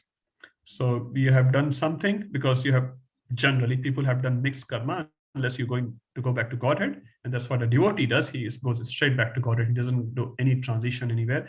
Generally speaking, we all have done some positives and some negatives. We're in a mixed state. Now, one more point we have to consider. which Bhakti Rasamart Maharaj explained very nicely, that when you become a devotee, Krishna takes charge of you. Now, you may not have become 100% devotee as yet, but Krishna takes charge. So he may allow you to go to a certain body with a certain conditioning, or he may wipe off your account. Whatever he likes, he do that way. But you're not under the normal jurisdiction of Yamaraj anymore. So for us, as per Maharaj, we have a great hope. Now, as I said, and Maharaj said, you may end up there, you may end up there, you may not end up there. You may take a straight birth into a next very nice devotee family, or you may go back to Godhead by your Guru Maharaj's mercy and all those things. So there are different scenarios for the devotees. Okay. But normal scenario, yes, everyone goes and waits for the judgment. And then they're routed to either Swargloka or Narakloka, whatever they deserve, in whatever quantity. Okay. And another question is, when the is devotee supposed to do Shraddha as well? And if he does Shraddha, does the devotional credits go to his ancestors who may not be devotees? Yes, yes, very nice question. So there are two questions here. A devotee does a Shraddha or no? And if he does Shraddha because he's a devotee or other activity, does he go to ancestors? So I'll respond. The second one is easier. Yes, whatever devotional activity you do, it does go to your ancestors. And the proof is Srimad Bhagavatam, Prahlad Maharaj, Nrsingadev and Prahlad Maharaj is talking to each other. And Prahlad Maharaj said, can you please deliver my father? He was very sinful and he was very envious towards you. What does Nrsingadev say? Prahlad, what to speak of you in the family where you are born, 21 generations are getting benefited. And many speakers have spoken on this. So yes, your ancestors does get benefit of whatever mala you are doing, whatever devotional service to Krishna you are trying to do. It benefits not only your upper generations, lower generations, everyone. It's just a matter of time when and where it will manifest.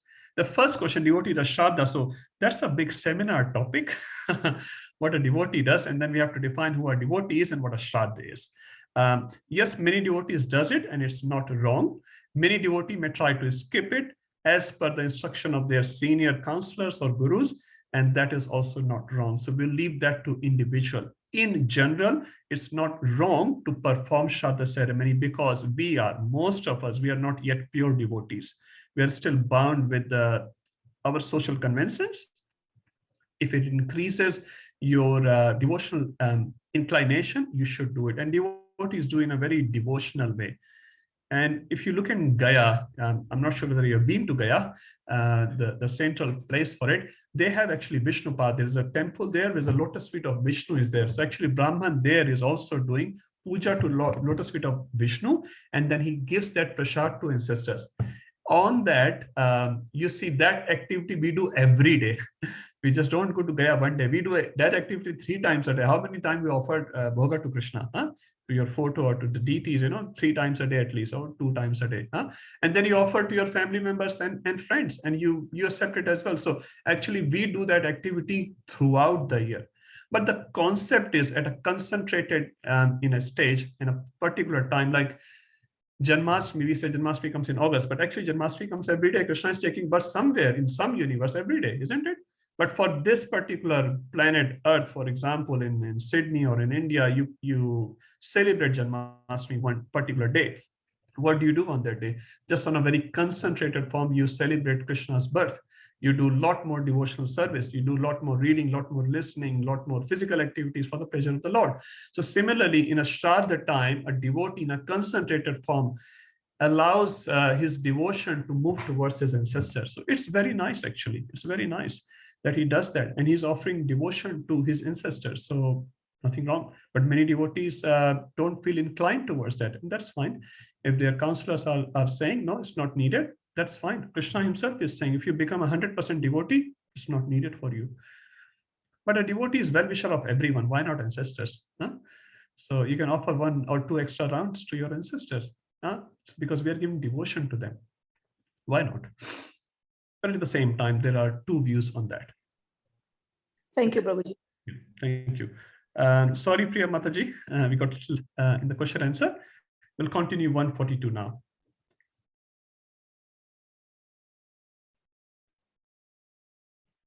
Sorry, Prabhu, my internet is a bit unstable. Can you hear me? Yes, Mataji, I can hear you. I'll just just the shloka, Prabhuji. You want me to Yes, read? Mataji. Yeah. Shloka in translation. Doshar eta kula granam Doshair etaiha kula dhanam varna sankara karakaye varna sankar karakaiha utsadyante jati dharma usadyante jati dharmaha kula dharmascha sasvata. dharmasha shashvataha.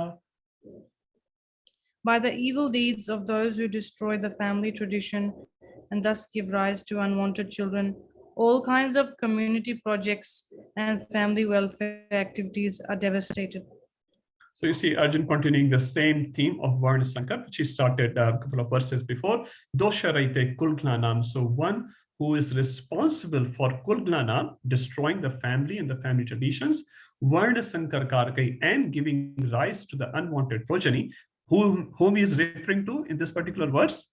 Himself. Huh? Because he is thinking, I will be responsible. So by the evil deeds of those who destroy the family tradition and thus give rise to unwanted children, all kinds of community projects and family welfare activities are devastated. Because as Prabhupada was writing in the earlier verse, unscrupulous man will take over, and they will do irreligious activity more than the religious activity, because they don't belong there. So Arjun is very nicely writing, all the community projects and family welfare activities are devastated. Okay, let's move forward. 43. Anyone left out today who has not read the verse before I go back into the cycle? Rasanan Prabhu, did you raise your hand? I saw some hand somewhere. Yes, Prabhu. Sorry. Like as you said, it's a big topic of the Shraddha. We just wanted to know how long we have to do the Shraddha ceremony for the ancestors. Like, okay, will we live or till the time you are on this earth planet, as per Manu Smriti. And then once you leave, your boy should be doing it, as per Manu Smriti. But there are certain variations of that as well. Thank you, Prabhu. Yeah. Okay. Okay, let's go to 143. Okay, I go back. Divya Mataji, are you trying to read? You are on unmute. Yes, Prabhu, I can try. Okay, thank you, Mataji. Utsanakula dharmanam. Utsanakula dharmanam. Manushyanam janardana. Manushyanam janardana. Narake nityam vaso. Narake niyatam vaso.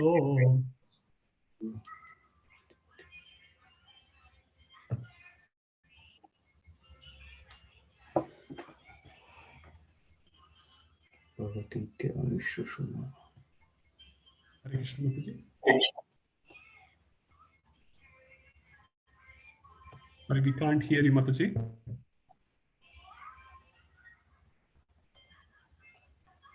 Maintainer. Sorry, Prabhu, my internet's going up, down. No problem, Mataji. Now I can hear you. Okay. Shall I do it again, or I don't know where? Mataji. Sure, Prabhu. O Krishna, maintainer of the people, I've heard by disciplic succession that those whose family traditions are destroyed dwell always in hell. Yeah, this is again a very nice verse. Utsanna. Utsanna means Prabhupada writes as spoiled. Kul dharmanam. Again, kul dharma. He's talking about Manushyanam Janardana. And what he's referring to? Janardana, protector of Jana, protector of the people. Narake niyatam vaso. So that person who's responsible for destroying the family traditions or families, narake niyatam. Niyat means always, eternal. Narake. And where does he reside? Vas means to reside. Narake means in hell. He will reside in hell. And the last word actually is very, very important. Bhavatiti anushrama. Anushrama refers to I've heard in disciplic succession. So Arjun is not saying it's my opinion. Nowadays, you have these shows on TV and people are asking, what do you think about who will win the election? What do you think about this topic? And what do you think about that topic? The poor janta, poor citizens, they don't know anything and they're giving their opinion. So we got poll of 73% like this celebrity and 72% that celebrity. They have no idea what they are talking. Huh? But Arjun is not like that. Arjun is not just giving his opinion. What he's saying, Bhavatite Anu Shushrama. I have heard this. The word Anu is used here again, right? Anu Shushrama. I've heard in disciplic succession. So Prabhupada is writing is exactly what is written in Sanskrit. Anudarshanam, Anurag, Anupashyami. We're reading this word. So Anu refers to again Shastra. So I have heard in disciplic succession that those who destroy the family traditions always reside in hell. Now here also Narake Niyatam. Niyatam word should not be taken literally as a Narake Niyatam Vaso. He's going to reside in Naraka, in hellish planets eternally. But it's very, very long time. Now, we in Vedic culture does not have the concept of eternal damnation as we have in Christianity, for example, or in Islam as well. So if you don't consider, say, Jesus as your God, you will go and burn in the fire of hell forever. That's what I've heard. I think same in Islam as well. So no, that concept is not supported by Vedic culture. Vedic culture gives opportunity to everyone. But sometimes these words are used just to emphasize on a point for very long time. Like it says, someone who kills a cow will live in the hell forever. It's not forever. It's just for very long time. And whenever he is purified of his sinful reactions, then he will be elevated. So Narake Niyatam also should be not taken literally, just take a meaning there, a very long time. And the important point here is also that he has heard in disciplic succession. So we should not be giving our opinions. We should try to give opinions from Shastra, which Arjun is doing, a follower of the Vedic culture. Okay, next verse. Kanishka Mataji, I can see you. Would you like to read one verse today? Yes, Prabhuji. Just a question before you go ahead. Oh, yes. Sorry. Yes, Sonia Mataji, please. Yes, Prabhuji, as you were mentioning that about the hellish planet, do they does Krishna give chance to the people who are suffering or who are in the hell to also chant over there and then elevate themselves from the hellish planet as well and reduce their suffering from that time? Yes, thank you, Mataji. Very nice question. See, she's a Vaishnavi thinking about people residing in hell. I'll go back to Prabhupada. So Prabhupada was asked the same question by one of his English disciples, British. He was in London that time. So one of his disciples asked this question, same question to Prabhupada. Prabhupada, can we also go in hell and preach there? There's so many living entities suffering. Why can't we help them? So can we go in hell and preach? So Prabhupada's response was, we are already preaching in hell. And they said, what do you mean, Prabhupada? He said, London is worse than hell. He said, this much cold does not even exist in hell. So Prabhupada said that technically, yes, Prabhupada said many of my disciples, on a serious note, many of my disciples actually will end up not back to Godhead, they will end up in Swargloka. So Prabhupada clearly mentioned that because they have desire for enjoyment in their heart. Until you have desire for enjoyment, you cannot enter into Goloka Vrindavan. So Prabhupada said, you will not end up directly to Goloka Vrindavan. You may go through, you may detour, you may go to Swargloka and come back again and finish up your devotion service and go back. Similarly for the hell, technically, yes, Prabhupada said we will go in hell and preach there. Now, practically, so technically, yes, technically, it's also possible for Indra to do pure devotional service and go back to Godhead. Many times, if not all the times, it doesn't happen. Because in Swargloka, for example, there's so much sukha, there is so much enjoyment, so much sensual enjoyment, people forget.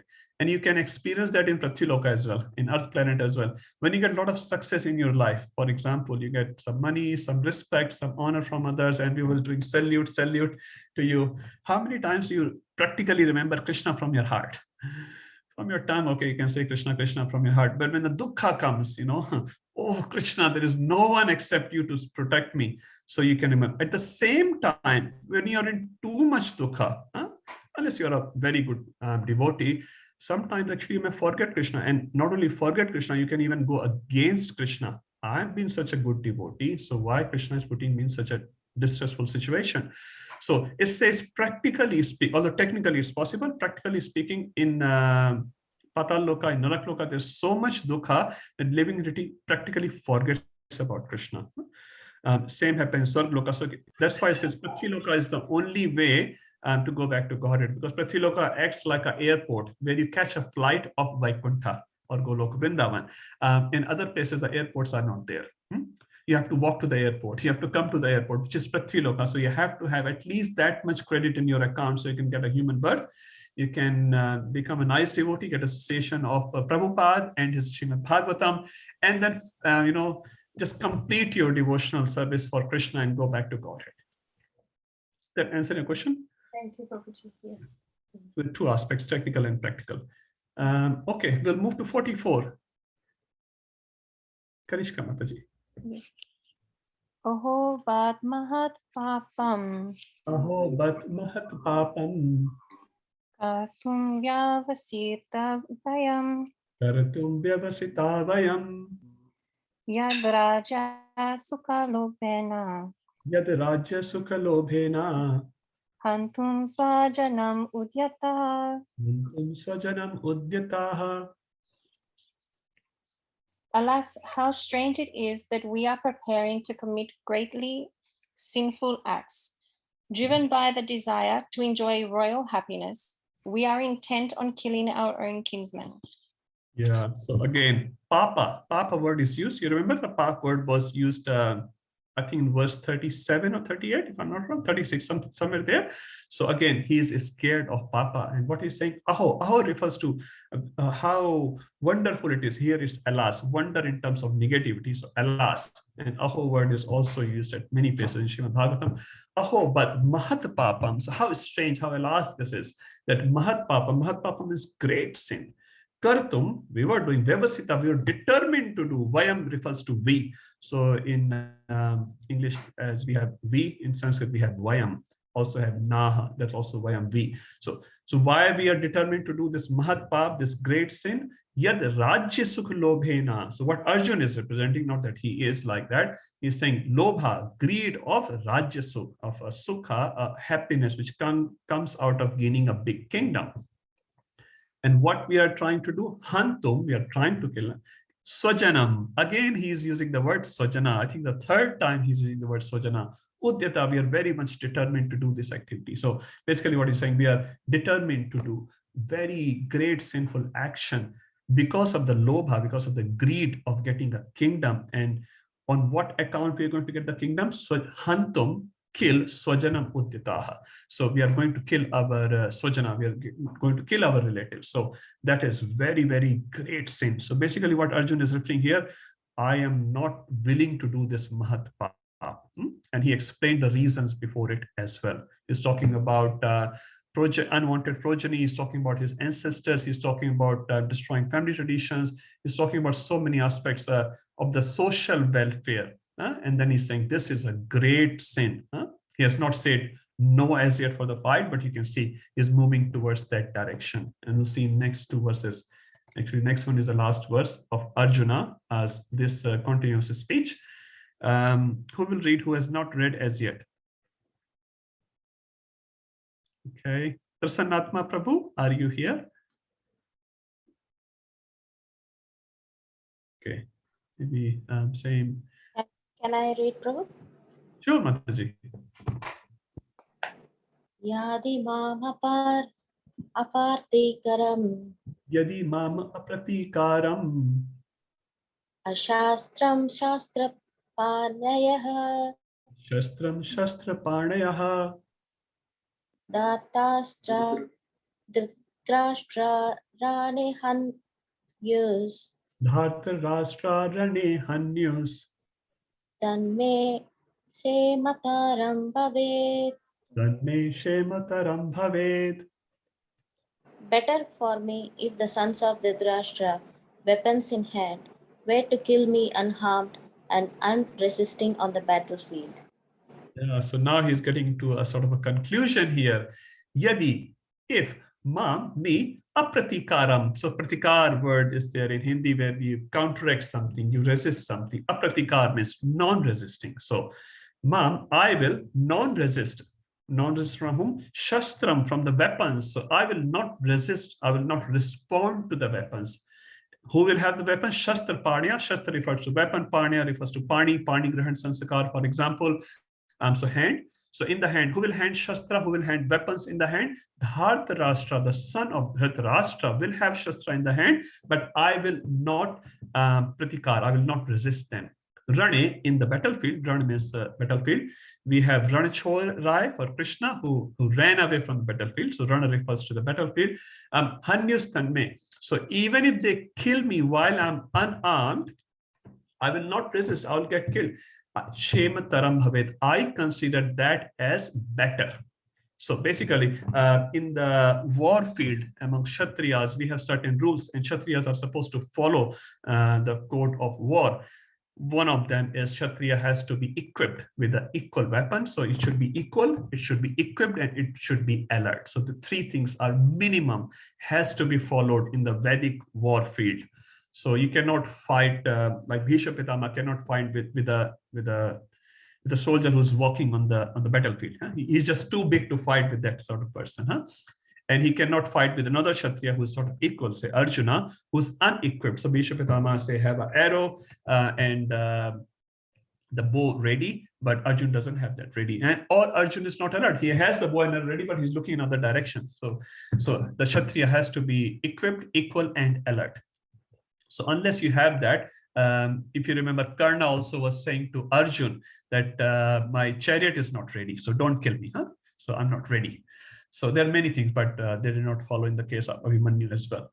Anyway, so the general rule is that, so what Arjun is saying, I expect other party to follow the same rule, but I know they are very greedy. So even if I'm unresistant, I don't have a weapon in my hand, and they try to kill me in that sort of situation, I will not resist back because I consider that as better for me. So you understand again the point where Arjun is going to so much compassion now that he is saying, even if they kill me, not only like, running away from the warfield, even if they kill me, I consider that better. Prabhupada says, better for me if the sons of Dhritarashtra, weapons in hand, were to kill me unarmed. So I didn't have arms, I didn't have weapons, and unresisting. So 2 points Arjun is saying. And why is he saying these 2 points? Because as per his dictionary, these 2 things has to be there. If Kshatriya is not ready to fight, another Kshatriya will not attack. If he surrenders, he will not attack.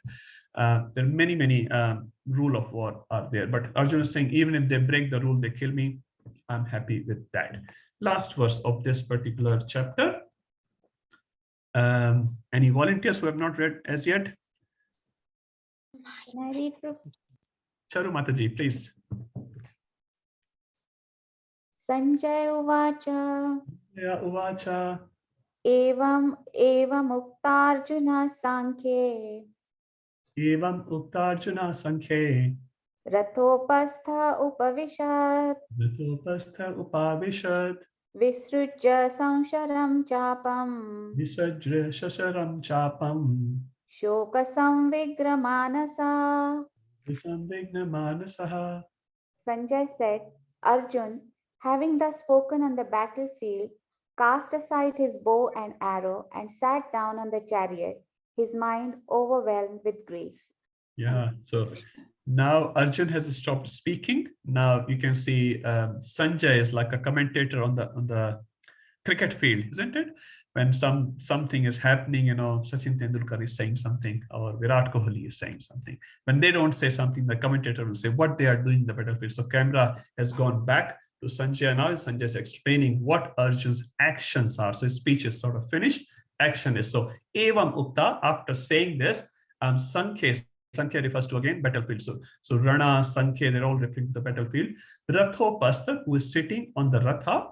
Upavishat, who was sitting in the Ratha. Visrajya Sasaram Chapam. Visrajya Prabhupada writes, putting aside Sasaram Chap. Chap refers to the Dhanush or bow. He has put his bow aside. And what is his mental situation? Shoka Sambigna Manasaha. His Manasaha, his mind is Shoka Sambigna. He's overwhelmed with grief. So basically, Sanjay is describing Arjun has put his arrow aside. He's sitting on the chariot and he's overwhelmed with grief. Now, Prabhupada writes in a very last line here, such a kind and, I'm reading the purport last line, such a kind and soft-hearted person in the devotional service of the Lord is fit to receive the self-knowledge. So although Arjun is such a situation where he's completely forgotten his Kshatriya duty, he's talking about Kula duty a lot. So Kula duty refers to, we'll talk about it more in the second chapter, bodily conceptions. So he's into bodily conceptions, but because he's so soft-hearted, he's thinking in a very visionary way. Prabhupada is saying he's very soft-hearted, he's very kind. And these are the qualities to receive the self-knowledge. If our heart is very hard, then we can't receive the knowledge. It's very difficult for us. If we are killing animals whole day, it's difficult unless you get to meet Narad Muni. Narad Muni went and saw Mrigari, who was killing animals, half killing. But he gave one class, a short class to Mrigari, and Mrigari became a pure devotee. So technically, again, that's possible. Practically, it's difficult unless you're soft-hearted. That's why they say when you become devotee, prasadam acts very nicely in the beginning days. It acts actually all the time. But generally, with the prasadam, what happens? Your heart becomes a little soft. You are able to receive the knowledge. Many times they say if you're eating too much meat, if you're involved in too much alcohol and drugs, very hard to receive the knowledge, although it's possible. So Arjuna is very kind and soft-hearted, and he is fit to receive the knowledge which will be given by Krishna. I will enter into the second chapter. I will not do second chapter, just do a little introduction of the second chapter, and then we will stop. We have 5 minutes. Any questions in this chapter before I go to the next topic? Everyone happy? Okay, so how many reasons Arjuna has covered in this particular chapter for not fighting, which we have already discussed? Just tell me the reason. Okay, Amar Prabhu is saying something. Compassion. Compassion, thank you. First one is the compassion. Yep. Second one is the enjoyment he was talking about. Yes. And third one was the sinful reaction that he will get. Yes. And fourth? Fourth is the family culture and traditions. Destruction of the family tradition. Thank you, Amar Prabhu. Very nice. Rasanan Prabhu wanted to say something? No, the same thing only, Prabhu. Yeah, okay. So we have read these 4 reasons. Now, can someone tell what's the 5th reason and where it will be mentioned? 5th reason is about indecision of him, his confused state. Thank you. It's coming in the 2nd chapter. Yeah, thank you, Prabhuji. So, probably 8th or 9th. I think it's 2.6. So there are 5 reasons. So 4 are given by Arjuna in the first chapter. Last one is indecision. So in the first chapter, you can see he has sort of taken a decision for not fighting. But in the second chapter, he'll mention, Krishna, actually, I don't know what I'm supposed to do. So many times, our mind goes in one direction. And then we say, actually, I don't know. I'm not very clear what I'm supposed to do. And then he will take shelter of Krishna. We'll talk about it. So out of these 5 things, second chapter, Krishna will respond the 3 counter arguments. So 3 counter arguments for compassion, enjoyment, and the fear for sinful reaction. So he will cover that in the second chapter. And the 4th one, which is the family traditions, will come in the 3rd chapter. And the 5th, which is the indecisiveness of Arjuna, will come in the 18th chapter. So basically, Arjuna has created a base for Krishna to speak up. So as we discussed last time, Arjuna is not a conditioned soul. He has been put in the conditioned stage by Krishna's Mahamaya or Yogamaya. Who will say? Mahamaya or Yogamaya? Arjuna is under Mahamaya or Yogamaya? Yogamaya. Yogamaya. Pakka? And we mostly are on Yogamaya? Mahamaya. Mahamaya probably, huh? So we are mostly on the Mahamaya. We forget Krishna, but Arjuna is not forgotten Krishna. Arjuna is an eternal associate of the Lord. He's been put by Krishna for this knowledge to get revealed. And why he's revealed to Arjuna? Prabhupada is saying he is fit to receive the self-knowledge. So before we receive the knowledge, we have to make our heart very soft. It says the Gyan is available, the knowledge is available, but our heart is not ready as yet to receive the knowledge. Like a spiritual master or Prabhupada is giving the same knowledge to everyone. Some people get it straight away, some people don't get it, or some people get it after a long time. So it's a matter of our heart, how we receive that knowledge. Anyway, we'll talk about this. We have 2 hands here. Amar Prabhuji. Krishna Prabhuji, just a small question is that the verse 37 and 38, as you said that Kulashaya Kartum Dosham, it has been repeated in 2 verses. Yes.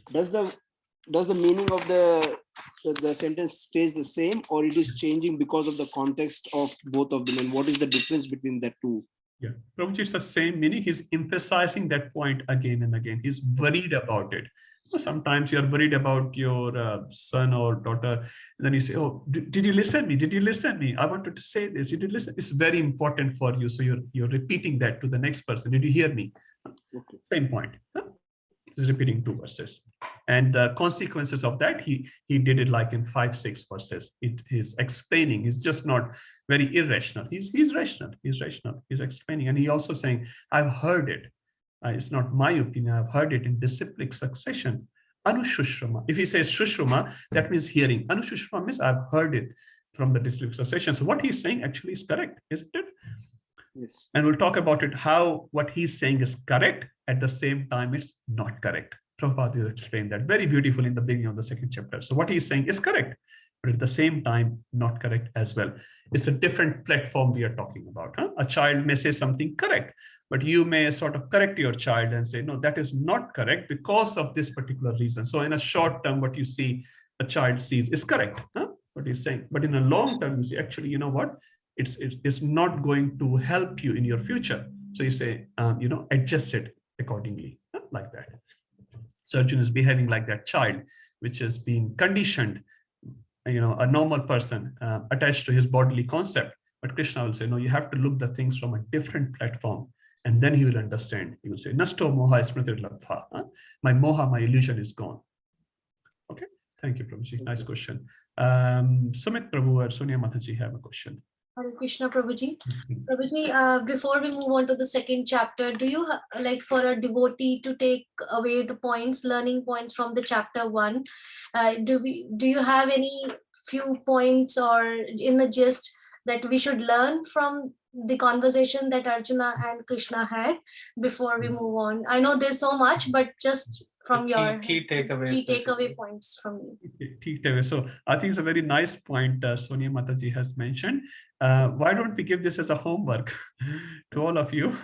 So write a few points, just 4 or 5, whatever you understand, because there is so much in each verse. We have discussed quite a few points, and obviously we may have missed some points because this is just too much, which we can discuss in a short class like that. But yeah, please take it as a homework. I don't have any particular point because each verse passes the point, and there is just, a lot of points actually, a lot of points. So I think Sonia Mataji has prompted a homework for all of us.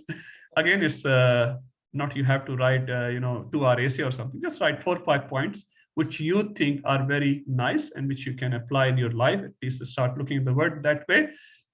You can even pick a verse and make a 5-point note, or you can pick a couple of verses and just make in your own words, just 5 points, which we'll discuss in our following class, because next week we have no class. So you get to study another 2 hours at your home. So Mataji will discuss probably this in the next class in the beginning, and everyone can say a few things, and then we'll move to the 2nd chapter. I wanted to give an intro to the 2nd chapter, but I can't give. It's 9:02 now. We'll finish here. Any other questions quickly? Okay, I guess not. If you have, again, please write it down. Everything is okay. We can discuss it next class before we start the 2nd chapter. And then we'll see the linkage between chapter 1 and chapter 2. We'll do a little summary of chapter 2, the significance of chapter 2, whatever acharyas have said about chapter 2. Then we'll enter into chapter 2.